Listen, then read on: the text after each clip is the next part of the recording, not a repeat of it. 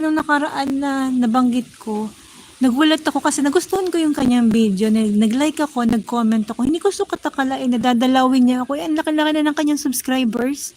Nagulat ako na dinalaw niya ako. Parang, alam mo, yung bilang panay, bilang fans ng kanyang channel. Nagulat ako na binisita ako nung mataas na ang subscribers, monetize na, alam mo, na maraming viewers. Nakaka-happy. Parang alam mo yung nakakakilig na binisita ka nung sobra kang anong yung channel na yun, tapos binisita ka ng out of nowhere, nakala mo hindi ka naman papansinin. Sabi ni Simple Life, what time ka po nagla-live? Si Simple Life New Zealand po minsan umaga. Depende rin ang oras ng pagla-live mo. No, wala ka talagang oras ng pagla-live. Parang ako. Pag free yata. Sige, sana makatambay ako. Sana para makilala ko yung taga-Europe at saka taga-USA na yan. Sigurado na hindi ako i-snabin din. Kasi yung mga tumatambay rin sa'yo, hindi rin i-snab. Actually, yun nga, si Mr. Japan. Si Bon ba? Yun. Natuwa naman ako kasi marunong siyang tumambay. Akala ko hindi ako papansinin ba? Kasi syempre dun sa'yo yung tumatambay. Hello, 0001 from Albania. How are you then? How are you?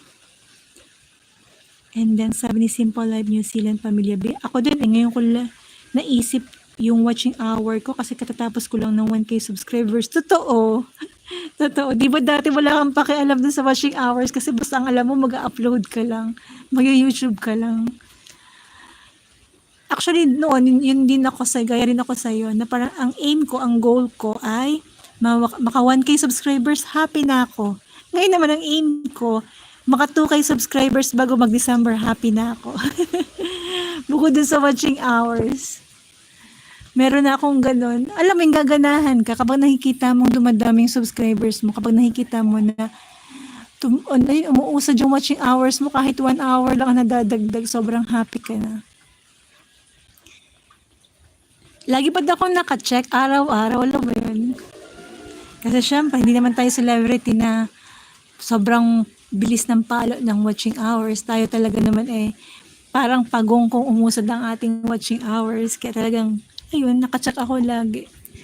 Kapag ganyang nakikita ko na na umuusad, lalo akong ginaganahan. Lalo kong gustong mag-live. Actually, di ba dati, kung mag-live ako, saglit-saglit lang, hindi ako umaabot ng 3 hours. Tapos lately, nakaka 3 hours na ako hanggang malobat yung cellphone ko. So yun, ginaganahan ako kahit ako todo daldal sa halos 3 hours. Yun. Pag walang tumatambay, kumakanta ako. Kumakanta ako ng acapella. Tapos pag may pumasok yun, maghahay ako. Ganun ang gawa ko. Para hindi ako naiinit ba. Sabi ni Simple Life New Zealand Pamilya B at Marley Bobbies.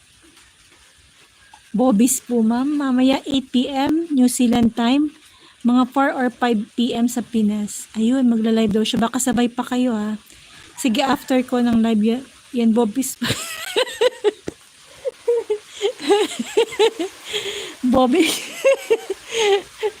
Bobbies po na. Natawa naman ako dun. Sabi ni ma'am, Simple Life New Zealand Pamilya B. Depende rin sa akin pag maganda mood ng baby ko, saka ako mag-live. Kasi pag makulit, di ko makachika, pumapasok. Siya nga actually masarap makichika, ma'am. Masarap makichika sa mga pumapasok. Kasi game rin naman yung mga pumapasok. Actually, ginaganahan ako pumasok sa live mo kasi chika-chika mo rin ako. Sabi ni Simple Life New Zealand Pamilya B.